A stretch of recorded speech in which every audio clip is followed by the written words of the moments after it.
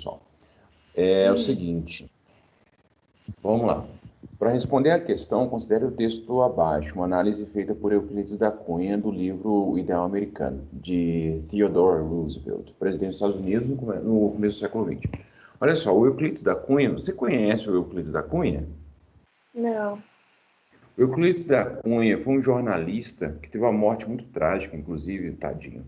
Mas o Euclides da Cunha, ele foi um jornalista, ele era um engenheiro civil, na verdade, mas por ele escrever muito bem, acabou sendo designado por um jornal para cobrir uma guerra que aconteceu no Brasil. Essa guerra foi a Guerra de Canudos. O Euclides da Cunha foi lá no interior da Bahia, isso no ano de 1897. Então ele viveu entre o século XIX e o século XX. E ele foi muito influenciado por uma corrente de pensamento chamada positivismo, que essa corrente de pensamento, dentre outras coisas, acreditava que a ciência seria capaz de responder a todos os dramas que o ser humano vivia.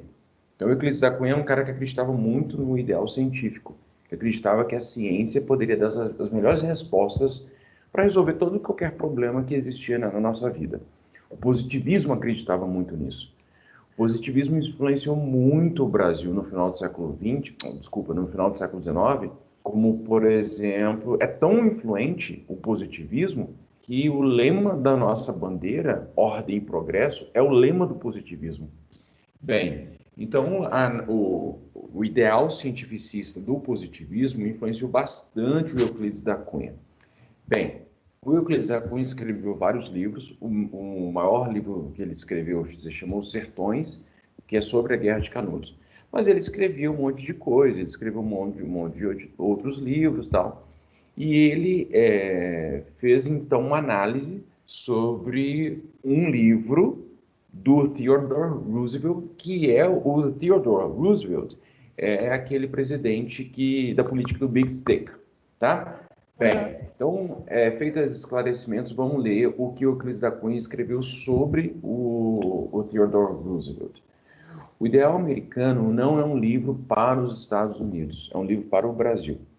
Os nossos homens públicos devem decorar-lhe as linhas mais incisivas, como os arquitetos decoram as fórmulas empíricas da resistência dos materiais.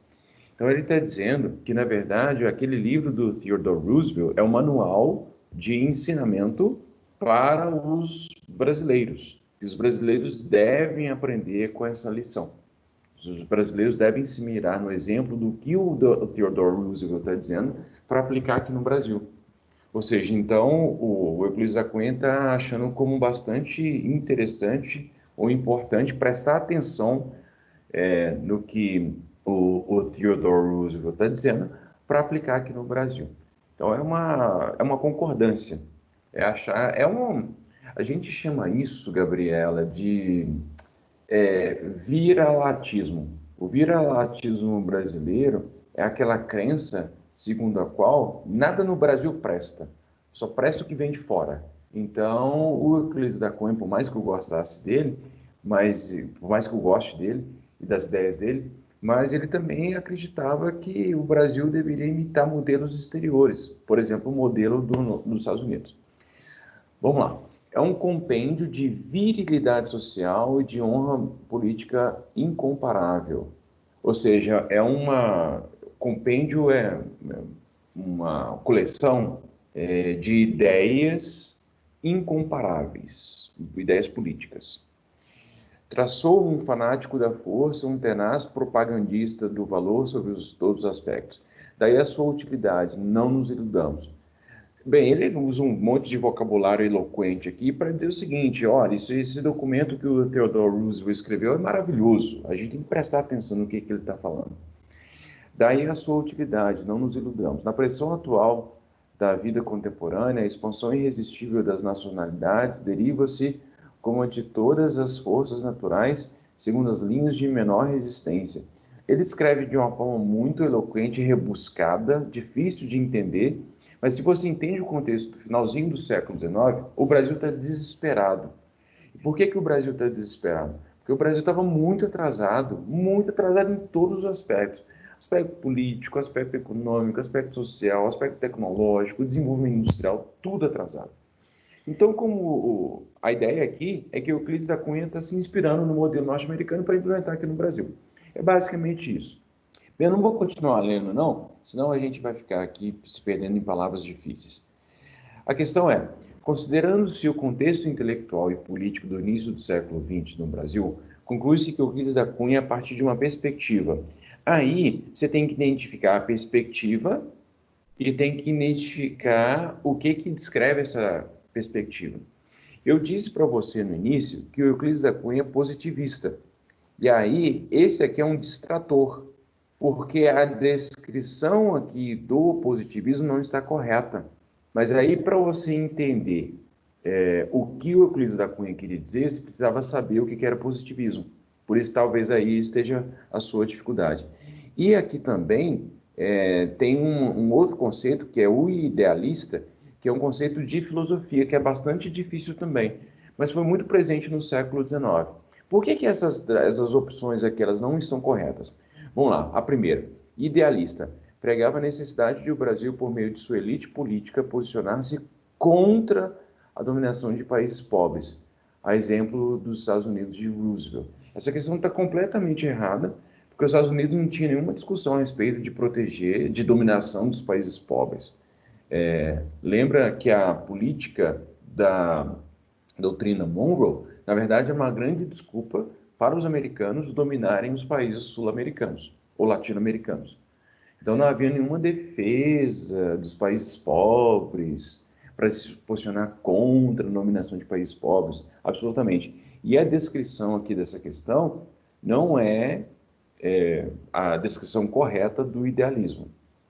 Bem, o positivismo defendia o uso do direito internacional como única forma de defesa dos países pobres contra a agressividade natural dos mais ricos.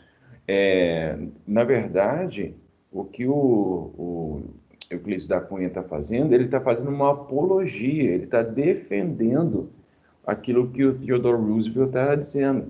Então, o, o Euclides da Cunha ele não está criticando ou ele não está se colocando contra, ele está muito antes pelo contrário, ele está fazendo que o Brasil precisa seguir os ensinamentos do Roosevelt. Racista, exaltava a superioridade dos Estados Unidos de Roosevelt, defendendo que o direito internacional legitimasse juridicamente a intervenção em países de raça supostamente inferiores, como o Brasil, Egito e Marrocos. Essa discussão a respeito do Egito, Marrocos, dentre outras coisas nessa opção aqui, está tudo incorreto. Então não tem nenhuma citação, nenhuma referência à situação do Egito e do Marrocos, mesmo porque, nesse momento do finalzinho do século XIX, quem dominava Egito e Marrocos eram países europeus. Era a Espanha que dominava o Marrocos e o Egito era a Inglaterra, né? Bem, e aqui, por que está correta? A crença na ciência, a ciência como instrumento para resolver os problemas, e dizia que alertava a elite brasileira, a partir do texto de Roosevelt, sobre a necessidade do país construir meios de resistência eficaz frente à realidade do imperialismo. Essa questão aqui, ela não ficou muito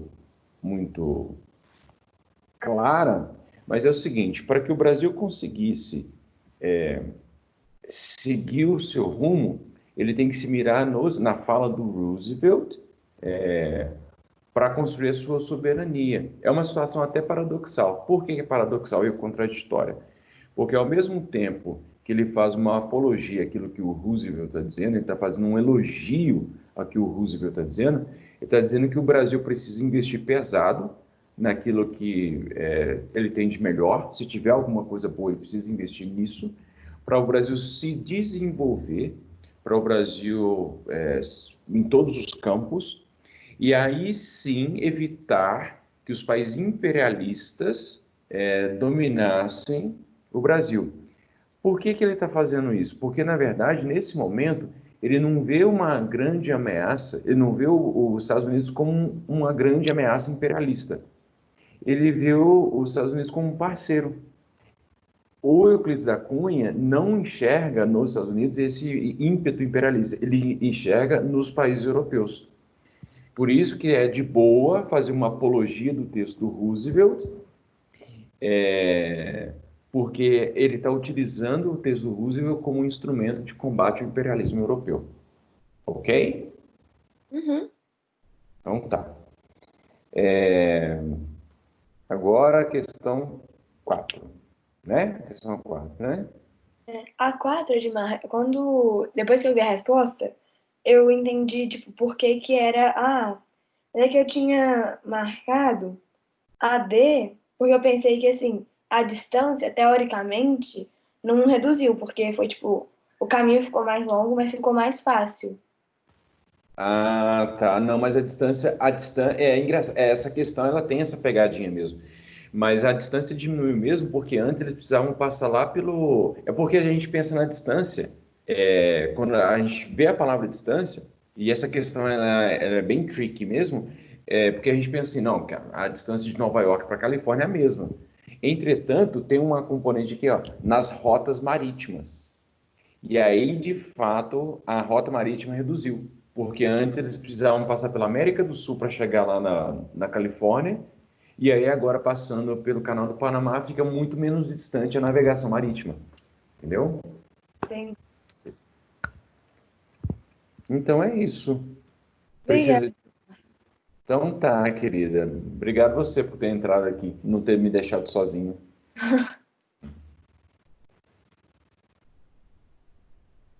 Então tá. Só tem mais o Matheus aqui também. Bom dia, Edmito. E aí, Matheus, tudo bem com você? E aí, meu companheiro?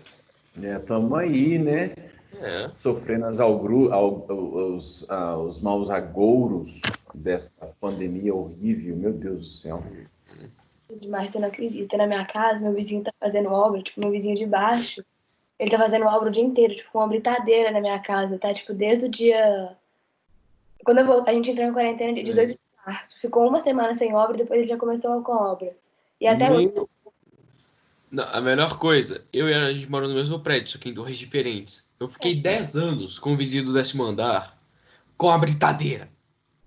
Meu Deus do céu. Delicado, né, Matheus? É, fazer o quê, né? Complicado. Mas, tipo assim, eu fui a primeira moradora. Eu convivi com obra de todos os apartamentos. E só desse apartamento tá me irritando. Mas você mora na Vila da Serra? É, Vila da Serra. Depois Ah, da Fundação Torino, perto da Vale. sei, aquele prédio grandão. Nó, deve estar frio aí, hein? Gelado.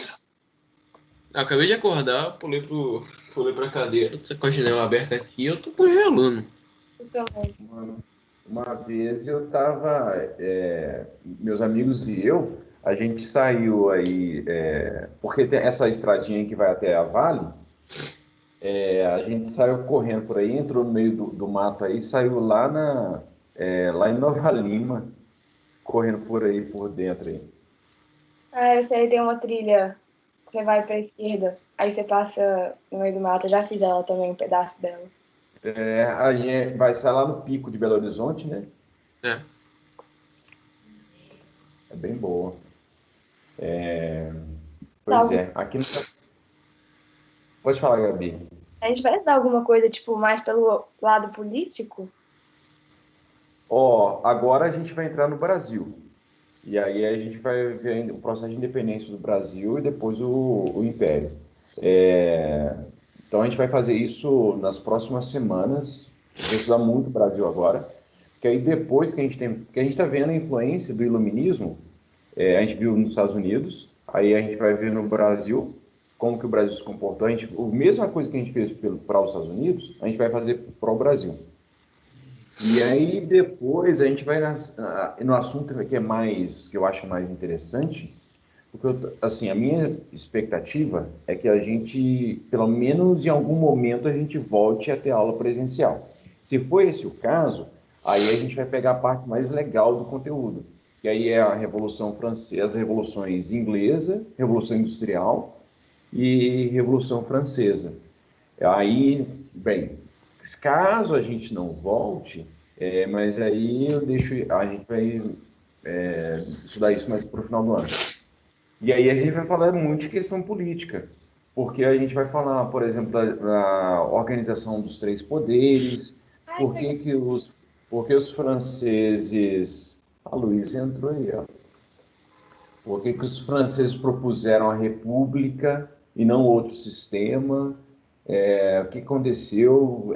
O que significa Constituição? Poder executivo, poder legislativo, poder representativo, é, poder judiciário, direito para todo mundo, quem que era cidadão, quem que não é cidadão, o que que é política. A gente vai falar dessas coisas. Por que que, por exemplo, a Revolução Francesa, que é tão celebrada, que é tão legal, na verdade, mas ao mesmo tempo ela é racista, não inclui as mulheres, por exemplo. Aliás, vocês estão vendo o que está acontecendo no mundo a respeito do racismo nos Estados Unidos? Eu lembrei muito de vocês, porque a gente está falando, a gente falou das leis de Jim Crow, a segregação racial nos Estados Unidos. Olha o que está acontecendo. Impressionante. Quando eu liguei a TV, tinha uma mulher mostrando, tipo, a realidade e falando da segregação racial, falando de tudo isso. Da KKK. Pois é, pois é. Então, assim, eu não sei se vocês viram, mas alguns grupos supremacistas, ou pessoas que são adeptas das ideias supremacistas, fizeram um desafio chamado Desafio George Floyd. O desafio consiste em pessoas tirarem foto com uma pessoa ajoelhada em cima do pescoço da outra. E aí eles estão espalhando isso aí. Meu Deus. Não tem limite para crueldade. E mais entrou aqui? Maria Eduarda. Meninas que entraram aqui, Luísa e Maria Eduarda, a Gabi tinha me perguntado a respeito das questões da trilha do conhecimento, e aí eu expliquei para ela. E aí qualquer dúvida que vocês tiverem, depois vocês deem uma olhada no início desse... Eu estou gravando a aula não, né, o plantão, e aí se vocês tiverem dúvida, aí vocês podem recorrer lá depois, tá? A gente discutiu sobre as questões 1 e 4 da trilha do conhecimento. Na sexta-feira, antes de eu começar a aula, e aí se vocês puderem espalhar a notícia depois para os colegas, a gente vai reorganizar aquele trabalho. E aí eu vou combinar com a Cris para a gente ter um momento específico de cada turma para apresentação, que aí eu vou passar as diretrizes de novo. Inclusive, porque teve gente, eu não sei se foi um de vocês, que me perguntou como é que se fazia o trabalho novamente, como é que fazia aqueles efeitos do PowerPoint para fazer o museu. Foi você, Gabi? Nossa, demais, tá muito ruim. Nossa. É porque eu meio que tô fazendo tudo. Pois é. E aí você queria que eu explicasse aquele negócio? Os efeitos Hiperlink. o hiperlink? E tipo assim, porque eu já planejei todo isso lá de como é que eu vou fazer. A questão é, tipo assim, como é que eu vou fazer, por exemplo, aquela parte que tem 3 paredes, como se fosse de um museu mesmo. Como é que eu vou fazer pra, tipo, dar zoom naquela parede, sabe? Pra ela ficar mais clara, assim. Sabe quando tem uma caixa de texto? Você faz como se fosse a caixa de texto. Você aumenta e vai editando ela bonitinho. Entendi. Mas aí, hiperlink, eu não consegui fazer direito hiperlink. Aqui, ó. Então eu vou aproveitar esse tempo aqui, aí vou que eu explico para você. Deixa eu abrir aqui um documento PowerPoint. Eu vou começar do zero. Cadê compartilhar? Bem, eu já tenho um monte de PowerPoint aberto aqui, então eu vou abrir um novo. Então, novo PowerPoint. Pega o modelo em branco, que é o mais fácil. Abriu aqui. Bem, aí como eu não preciso dessas coisas aqui e eu tenho toque, aí eu tiro isso aqui. Aí eu clico com a setinha aqui, ó, no canto, setinha de aumentar e tiro. Bem, para fazer as formas, você pode fazer as formas com um retângulo ou um trapezoide. Eu gosto do trapezoide porque ele dá um efeito de profundidade. Você pega o trapezoide aqui, marca e você faz a fórmula, o formato dele. Roda E aí ajeita para ele ficar alinhado. Esses PowerPoints novos, eles são bons porque eles te dão mais ou menos uma dimensão de se ele está bem alinhado ou não. Bem, aí isso aqui você sabe, né? Uhum. Bem, aí você clica, copia, né? Ctrl C, Ctrl V. E aí, como ele já está do mesmo tamanho, você vira aqui e coloca alinhado. Aqui no meio eu vou colocar um retângulo. E aí nós temos a sala com a sua profundidade. Beleza. Eu não sei se na sua turma eu expliquei, porque teve algumas turmas que eu não expliquei. Mas tem como você colocar um teto e um chão. Eu expliquei para vocês? Nossa, eu não lembro. Eu acho que não. Deixa eu mudar essa cor aqui. E para mudar a cor, você vai em preenchimento. Vou colocar uma cor mais clara. Você clica com o botão direito em preenchimento e aí muda a cor aqui do negócio. Vai, filha. Isso. Bem. Aí, para fazer o teto, você também pega um retângulo e aí coloca o retângulo aqui, ó, em cima. Você tem que se certificar de que você cobriu todo as formas que você colocou anteriormente. Aí você clica com o botão direito aqui e vem aqui, ó, enviar para trás. E aí ele fica com um efeito de profundidade. Você pode preencher isso aqui também. Clica com o botão direito na fórmula, preenchimento, e aí você pode preencher inclusive com, tá vendo que ó, a textura, você tem umas opções para colocar. Eu vou colocar uma coisa mais clara aqui. E aqui no chão você pode pegar a mesma figura, Ctrl C, Ctrl V, aí você arrasta ela aqui para baixo. E aí, para preenchimento dessa figura que está para o chão, você vai em preenchimento, eu vou colocar uma textura de chão. Esse aqui, vou colocar mais clarinho para combinar.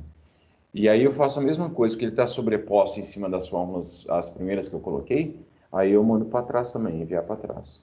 E aí ficou com o efeito, né, de sábado. A questão é que aqui nós temos o contorno da fórmula, está com azulzinho aqui, aí tá feio. Ô, meu filho, o que aconteceu com você? Aí eu tiro o contorno da forma, deixo sem contorno. Vai, filho. Isso. Sem contorno, sem contorno. Bem, aí vou só fazer um exemplo aqui de hiperlink. Vou colocar aqui uma janela de vídeo, né? Bem, beleza.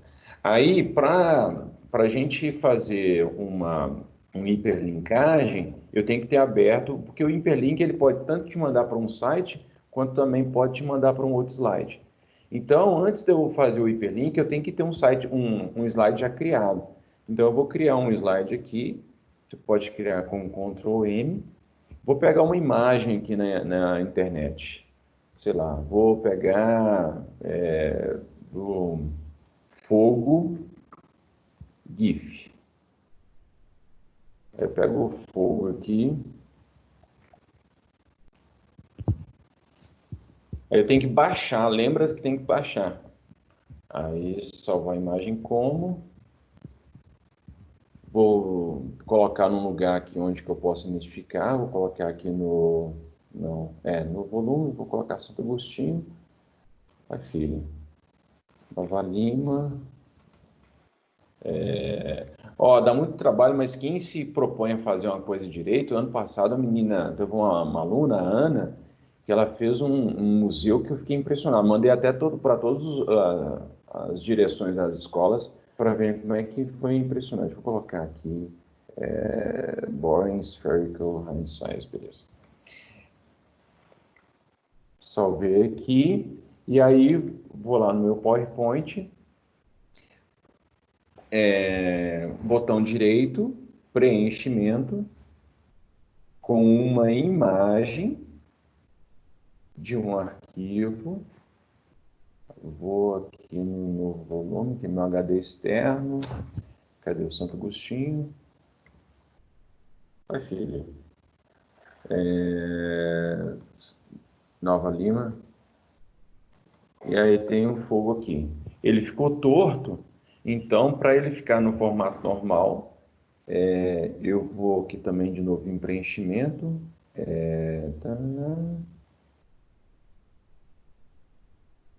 Não, vou aqui em desenho, porque aí é melhor aqui, porque aí ele me dá mais opção.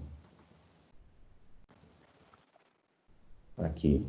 Aí eu tenho aqui formatar imagem. E aí eu tenho o baldinho aqui derramando. Aqui no baldinho derramando, eu vou em preenchimento e aqui eu vou desgirar, não girar com a forma. Bem, eu vou fazer um videozinho de tutorial, aí depois eu vou colocar lá também no campus para vocês. Bem, então eu tenho aqui, né, o fogo pegando aqui, ficou torto, não tem problema não. Bem, aí eu quero que ele vá para o segundo slide. Aqui eu vou chamar de fogo. E aí, bem, para o hiperlink, eu vou clicar em cima da imagem com o botão direito. Vem aqui em link. E aí me dá a opção. Quando eu cliquei em link, cliquei na imagem com o botão direito e cliquei em link. Aí eu clico aqui, colocar neste documento. E aí eu indico qual é o site, desculpa, qual é o slide que eu quero que ele vá. Eu quero que ele vá para o segundo slide. Ok, então já está hiperlinkado. Tem até uma opção aqui, é até mais fácil aqui, depois eu olho isso aqui. Bem, e aqui ele já está hiperlinkado. Eu vou colocar aqui na palavra fogo também, para ele linkar com o slide 1, para ele voltar. Beleza, está linkado. Então agora eu posso ficar aqui brincando até amanhã, de manhã. Indo e voltando. Indo e voltando. Beleza, Gabi? Oi, Gabi. Oi, Gabi.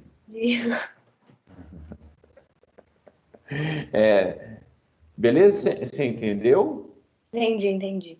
Beleza. Eu vou fazer um tutorial e deixar lá no campus também. Vou deixar lá amanhã, tá?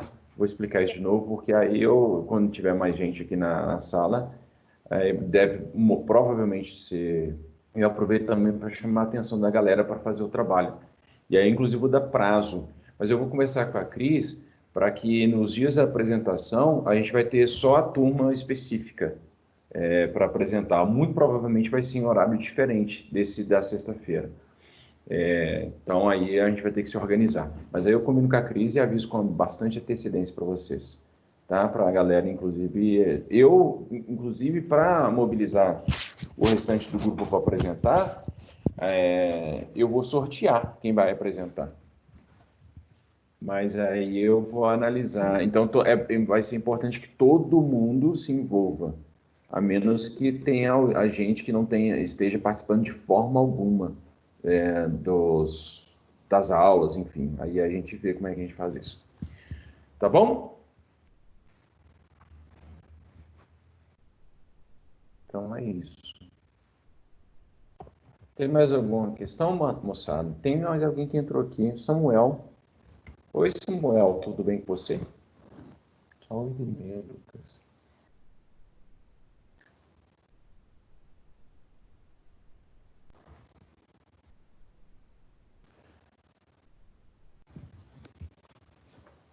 Moçada, mais alguma questão? Mais alguma dúvida?